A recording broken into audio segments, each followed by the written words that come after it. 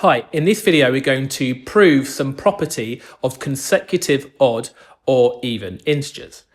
Now let's remind ourselves how we can represent consecutive odd or even integers. In general, if we want to represent any possible consecutive integers, let's say that n represents the smallest of those numbers, then the next number would be one higher. For example, if we wanted consecutive integers just like a specific example, 6 and 7 are consecutive integers and they differ by 1. So to get from 6 to the next integer of 7, you just add 1. So similarly, if n represents any possible number, then the next integer will be 1 higher.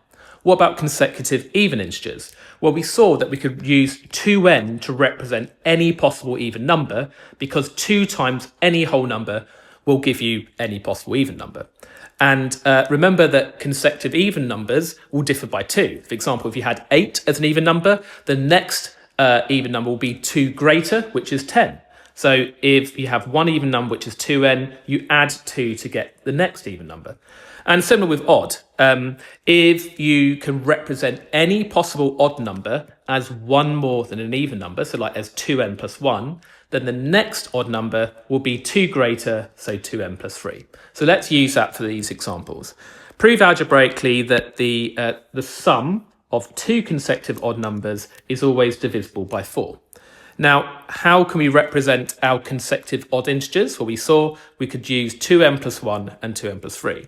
So we've got 2n plus 1 and 2n plus 3 as our any possible odd integers. And it's saying we're finding the sum of those, so we're adding those. And let's find out what that is. Well, we've got 2n plus 2n is 4n, and we've got 1 plus 3 is 4. And we want to show that this is always divisible by 4.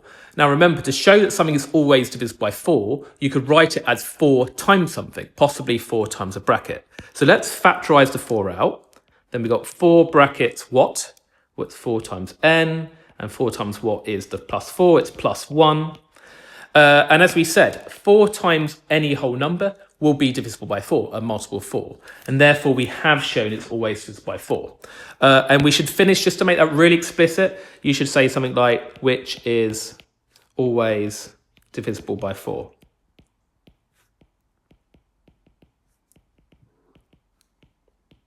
What about this second one here?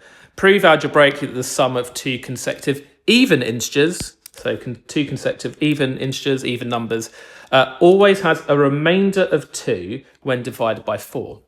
Now, another way of writing as something having a remainder of 2 when divided by 4 is it's 2 more than a multiple of 4. If something is 2 more than a multiple of 4, then when you divide it by 4, it gives you a remainder of 2. So it means we could write it in the form 4 times something, because that would be a multiple of 4, plus 2, because 2 more than a multiple of 4. So this is the algebraic form we're trying to get to, right? Sorry, that's not particularly clear, the colour, so I'm just going to do it in black instead. Right, so we need to get it in that form. Now, how do we represent 2 consecutive even integers? If we go up here, we can represent any possible even integer as 2n. So the next one after that will be 2 greater, 2n plus 2. So let's add these. We've got 2 consecutive even integers like that. And we're doing the sum of those, so we're adding them. Let's do that. 2n plus 2n is 4n, and we've got that plus 2. Now, we need to show that it's of the form 4 times something, possibly a bracket, plus 2. Well, look, it already is. It's 4 times something plus 2. So you just need to have that statement at the end, which is... so we could either say gives you a remainder of 2 when divided by 4, or we could say 2 more than a multiple of 4. So which is 2 more